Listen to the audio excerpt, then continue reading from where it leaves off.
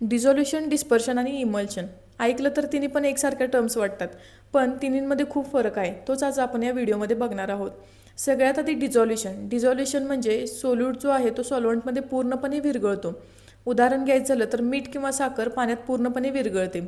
दुसरं म्हणजे डिस्पर्शनमध्ये सोल्यूट जो आहे तो सॉल्व्हंटमध्ये विरघळत नाही, पण त्यामध्ये फक्त मिक्स केलं जातं. उदाहरण घ्यायचं झालं तर खडूचा चुरा किंवा टाल्क पावडर असते, ती पावडर आपण पाण्यात मिक्स केली तर काय होतं, ती पाण्यात मिक्स होत नाही, तळाशी जाऊन बसते.